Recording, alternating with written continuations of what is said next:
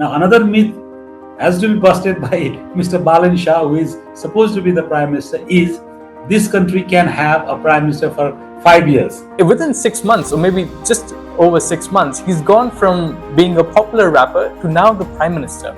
If they can deliver, they can rule this country for another 10, 15 years. If they cannot deliver, I think in that case, Balen is a very mysterious character. That's why also people say, because nobody knows what he will do.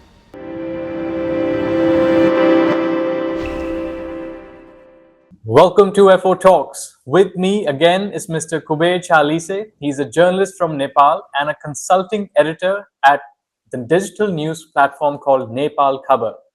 Today, he is joining us from Kathmandu, Nepal's capital, and we will unpack the recent elections that have changed how Nepal will look at politics, possibly forever. Kuberji, thank you for speaking to Fair Observer. Thank you.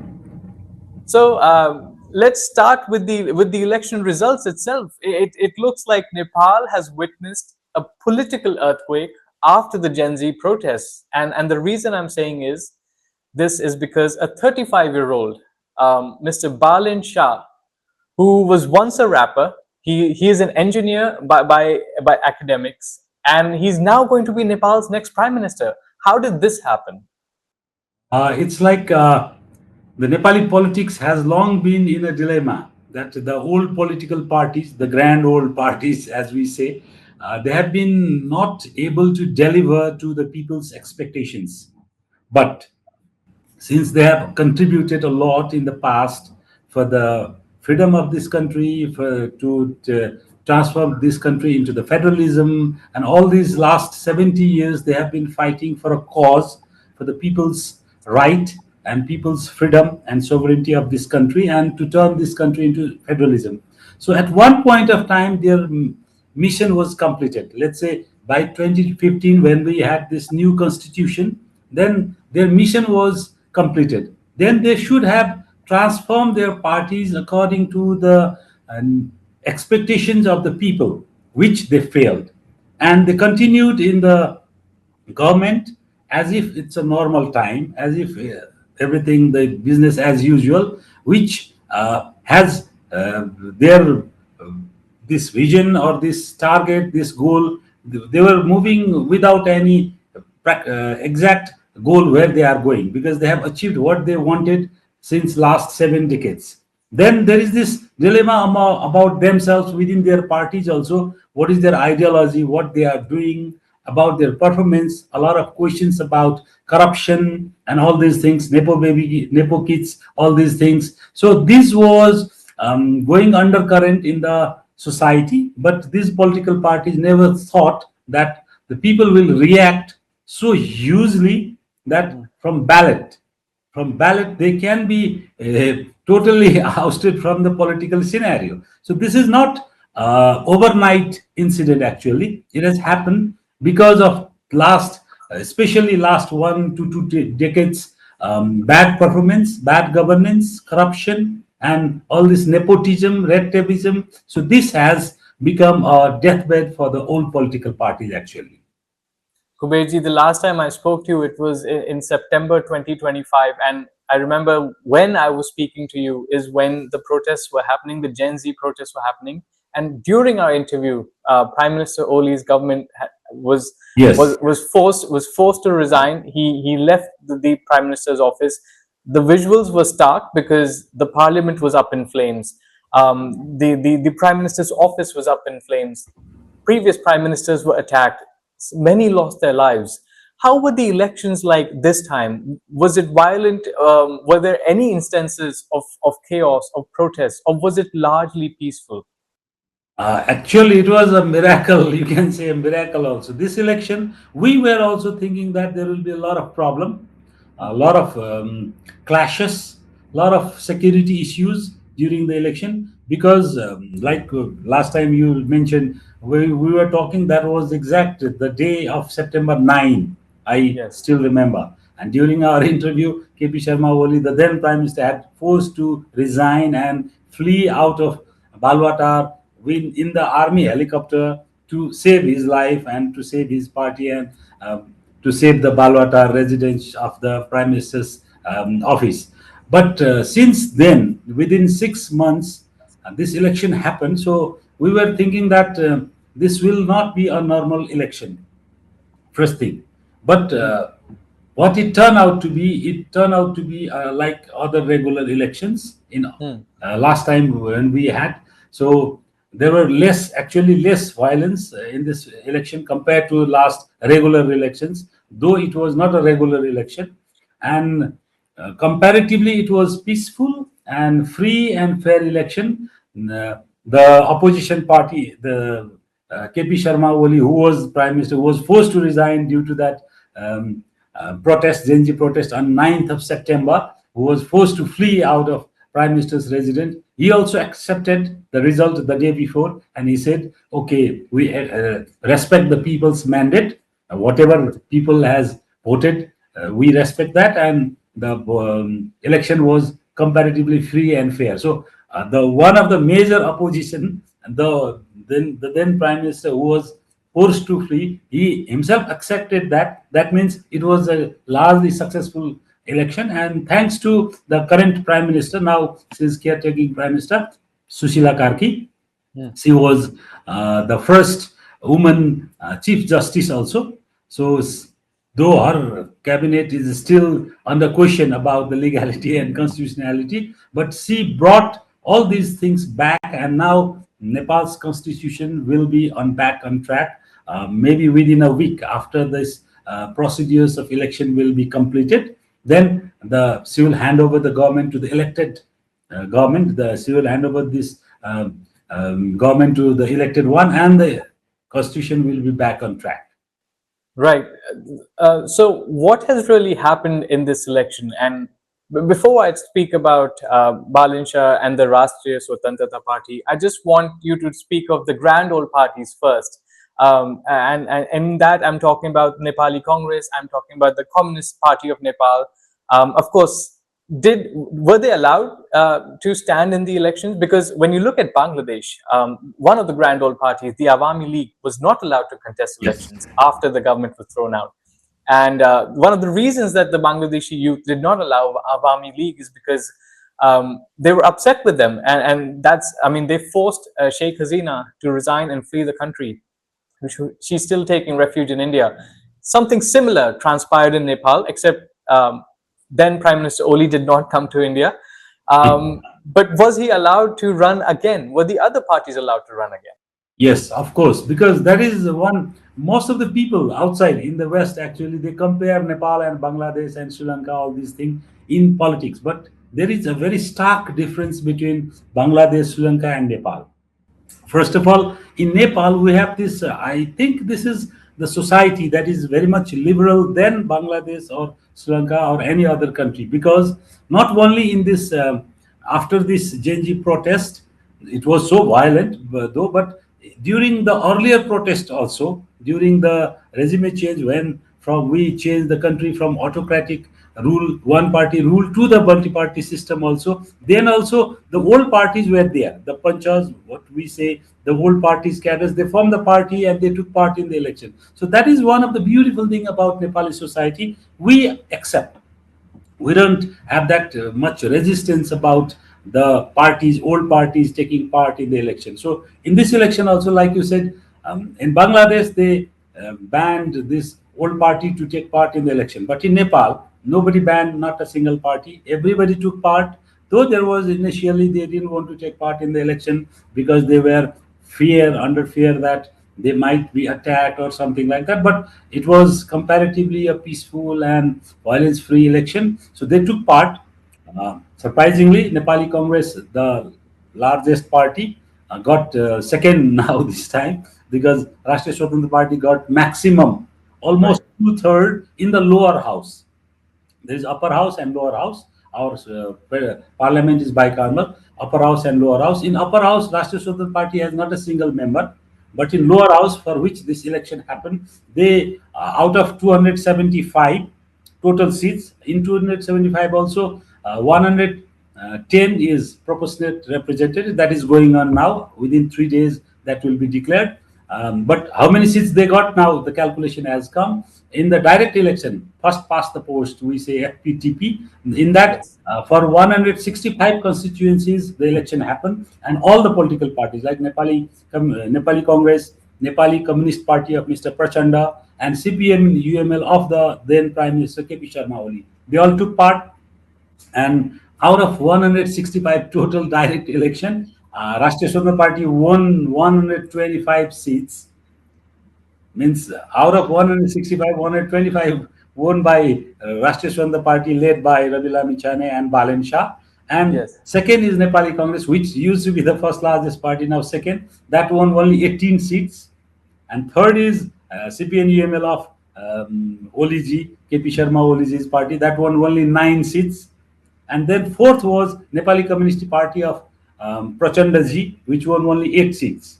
And Right. there is a new party from the marginal community which came in this election. They won 3 seats in the eastern Nepal.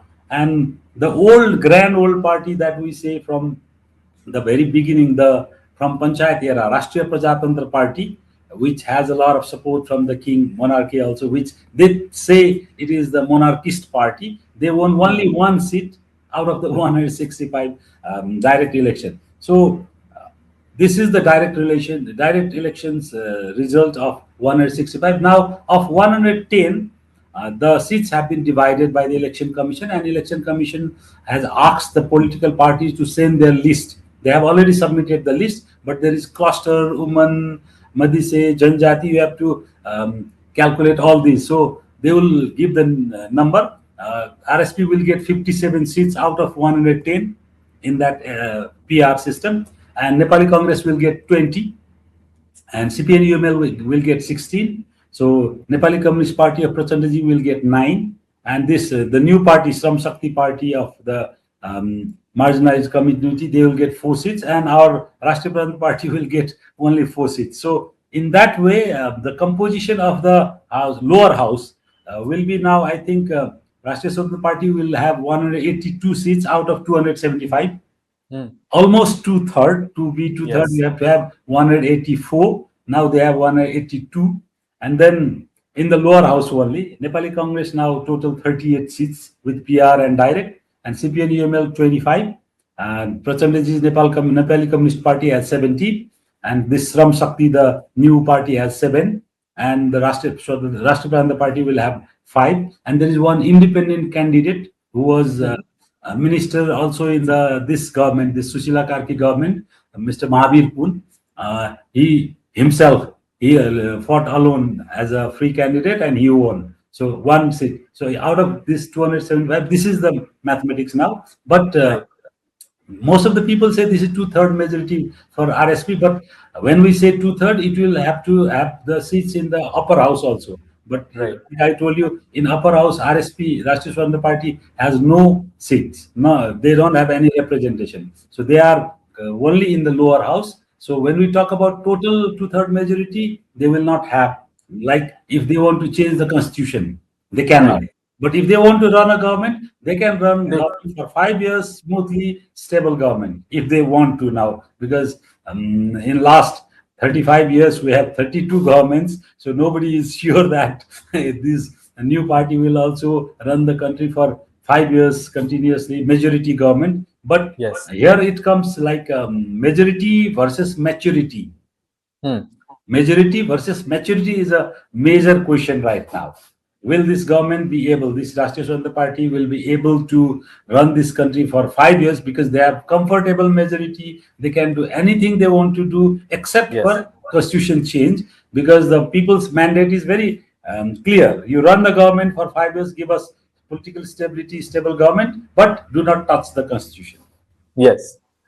That's very, very fascinating, Kuberji. I will come to how long can the Rashtriya Swatantra Party continue.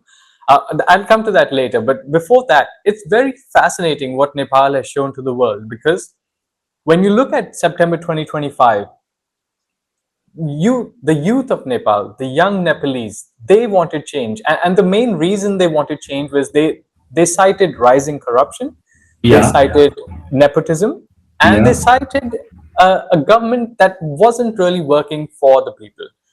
And during the Gen Z protests, Balen Shah became popular. His rap songs calling out corruption in the government, calling out the malpractices of the government officials really became popular. And within 6 months, or maybe just over 6 months, he's gone from being a popular rapper to now the prime minister.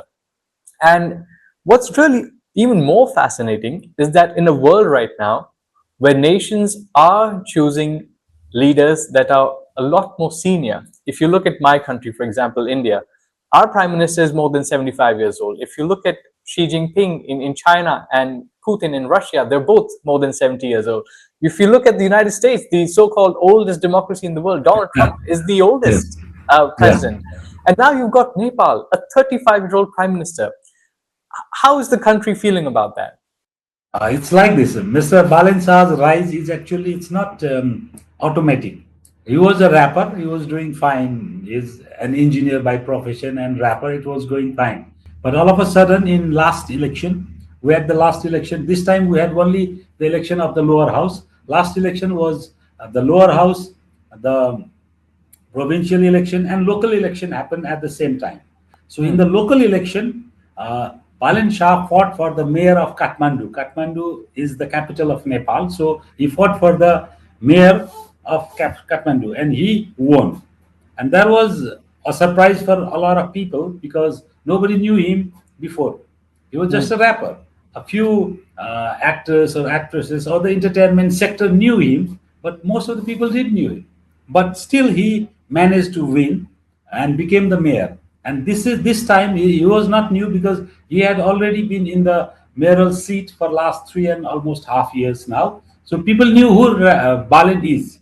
But the only positive thing about Balen is like all the other small third world countries, Nepal is much more, the Nepali people were much more frustrated by the corruption actually. So, one good thing about Mr. Balen Shah is in his tenure as mayor in last 3.5 years, not a single case about corruption and financial misappropriation came personally.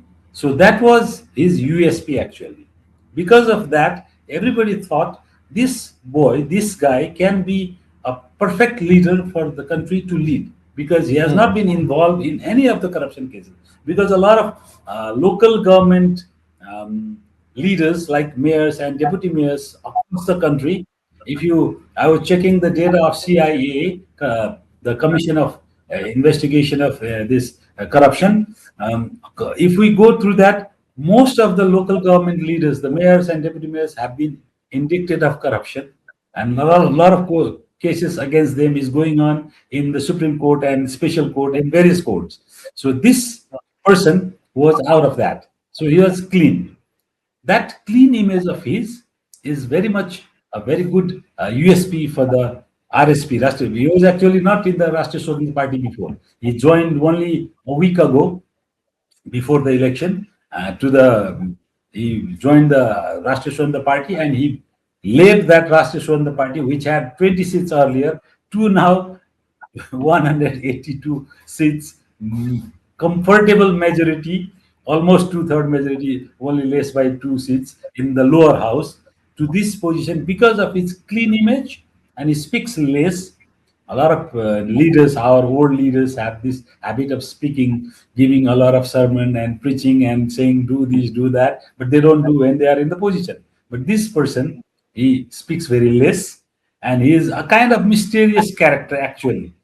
Uh, his clean image and his less speaking this habit that has given them a majority so that people felt this person can do something for this country. And this change, when we talk about September 8th, 9th, it was time that the youth should be in front of all the political parties. They should lead the political parties because in every movement of Nepal since last 70, 80 years, there were three, four major movements. In all the movements, youths have been the major force in the change, but they were not given, they were never given actually their role after the movement has been successful. You talk about any movement in 1990 or after this 2006 Maoist, when they came into the political mainstream, every time youths have sacrificed their lives, youths have sacrificed a lot. Most of the people, they couldn't go to the school, they joined Maoist army and they fought for the country, fought for federalism or whatever they thought their ideologies. But when it came the time for the power and going to the government or leading the party, all the old leaders always captured that position. So that's why a lot of youth, not only those who were engaged in the political party, the people outside in the society also, the youths, they were not happy actually. They thought they were used. They have been used by all the political parties. That's why that is the culmination of the result of this election, that most of the leaders who have won this election are youth. Hmm. That's why these youths, they thought this is the time we should revolve through ballot democratically and come to the power. And it happened actually. Right. And Kuberji, I mean, it's Rashtriya Swatantra Party has clearly dominated this elections. And Yeah. despite that being clear, there are some things that are still not clear to everybody. And where I'm going with this is, where does the party stand when it comes to ideology? Because when you look at the Nepali Congress, they were always considered center and center to left. When you look at the Maoist party, of course, it's the left. When you looked at the Rashtriya Prajantrata Party, it was the right wing party. Right, So yeah. where is the Rashtriya Swatantra Party stand? Where is Mr. Balen Shah and his party's ideology? That is one of the major issue now, because around the world, not only in Nepal, around the world now, this ideology politics has, I think, come to its age. I think Yes. even in India, there were Yes. Communist Party for almost 25, 30 years. Communist Party ruled in West Bengal, but now they are nowhere in the scene. Even in Indian election, if you see, there are no Communist parties. Bharatiya Communist Party, you cannot see anywhere. So even outside, any other countries, if you see, all these ideological based parties have now nothing to offer to the people. People want delivery, people want prosperity, economic prosperity, and they want jobs, employment across the world. So in that sense, Rashtriya Swatantra Party, though it has not been clear till date, is it right leaning or left leaning, or it is center to left or center to right, or where it is, nobody knows. Somebody says they are more monarchist, and they have few of their members are monarchist, and they are some say they are leftist because they have few of their those candidates who won, they are leftist also background also, and few are Democrat. They came from Nepali Congress Party and joined this party. So this is the amalgamation of all the political parties, youths coming in one party, and they form this party. But having said this, according to, if we go through their promises that they made before the election, um, their this what they say is their commitment paper. They don't say our this um, um, ideology or anything. They say our commitment paper for the people, for the to fight the election. If you go through their commitment paper, they are more or less liberal. They seem more or less liberal. They accept the private sector's role. They accept that the economy should be prospered through the participation of the private sector, and all the liberal economic policies they seem to accept. That's why in paper they seem a little bit liberal, but as an ideology, they haven't become a fully functional party still, because they haven't been able to organize their convention yet. This party hasn't been able to organize their convention yet. They haven't yet convened their first uh, convention. So we don't know when they will organize their convention and when there will be ideological thing. Then we can say, okay, this party has this leaning or this ideology. Till date, they are in the process of becoming a political party, but not yet a party. If we talk about talk from the political theory or the political science, if we talk about from political science, they are still not a party actually. They are the amalgamation of the youths from various parties, from Nepali Congress, from few are from Maoist party, few are from CPN UML party. So they are from different political parties all the youths came to one party and they formed this party and they won. Now this is the test. Yes. This is the test. If they can deliver, if they can deliver, they can rule this country for another 10, 15 years. If they cannot deliver, so there is this danger that in next election they might be squeezed to 5, 10 seats because Right. they don't have any ideology, they don't have anything they can say, the vision or the mission or whatever, they don't have. And they haven't been able to be the fully functional party if we talk about from the theory, political science theory. So if Right. they perform, so everything depends on Balen Shah's performance now. Who is supposed to be the prime minister in a week, I think. Now the election commission is trying to complete this election process. Now they are working out on these PR seats. They have to give the certificate to the PR winners also. Then they will support the submit the report to the president. Then president will call the parties to form the government. Then Balen Shah and his party, this Rashtriya Swatantra Party, will go and claim the government, and that will happen. So it will take another 1 week to form a government. But until and unless we see their performance, nobody can say nothing until now. Yes, I think I agree with your assessment that the real challenge for Balen Shah and the Rashtriya Swatantra Party starts now. They Yes. were already riding the popularity wave from the Gen Z protests. It was almost a given that they would win the election. Of course, no one imagined the kind of dominance that they would have. But this it was certain. But now that they're going to be forming the government, now that they're going to be passing the legislature, they're going to be passing the budget, they're going to be working towards creating more jobs and fixing some of the problems that the Gen Z had highlighted. That's going to be the real challenge. And I want to end this conversation on a final question. You rightfully said that in the last 30 years, Nepal has seen at least 32 governments change, come and go. Uh, it's been very tough running Nepal as a country. Do you think Balen Shah, the young prime minister, will be an exception?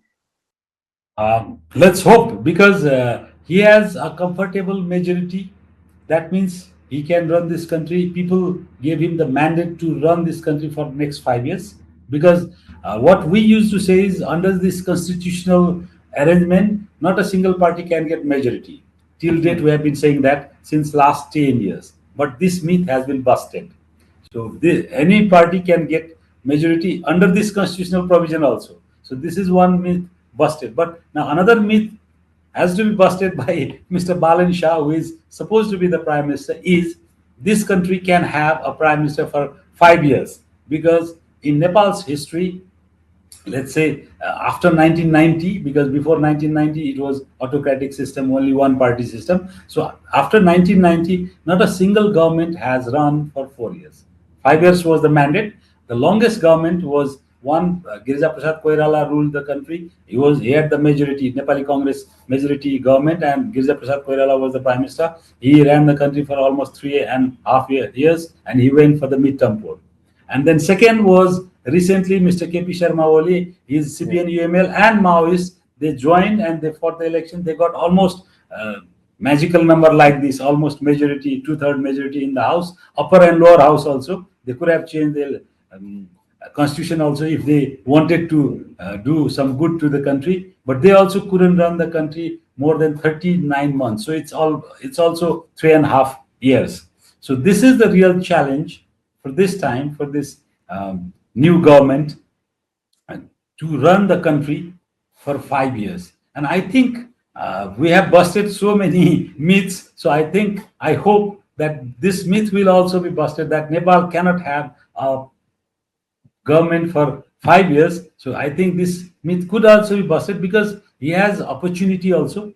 He has no baggages. Like old political parties, they have baggages. He has no baggages. He can do whatever he wants to do. If he has a good intention, if he has a good intention to lead this country towards prosperity, towards economic development, he has no older baggage. That means he can do whatever he wants to do.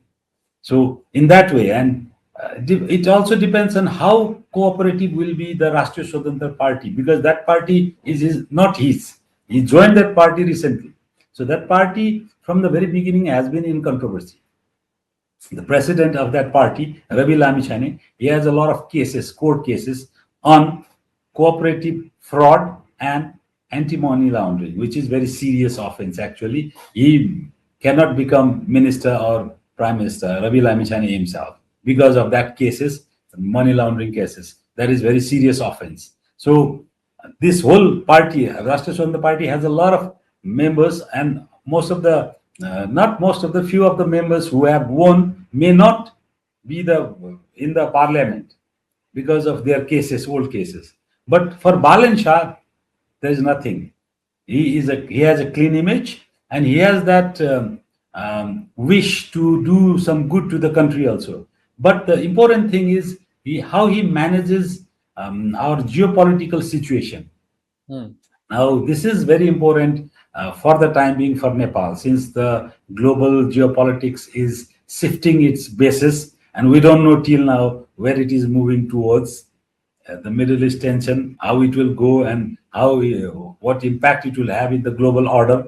I think the global order is going to change through that. Russia and China, where they will stand, what will be the Middle East position due to this Israel, US, and Iran war. So that how Balen Shah and his government can navigate in this geopolitical situation is one of the tests. And second, he can deliver if you want to, because he doesn't have any baggages. Third, what kind of ministers he chooses.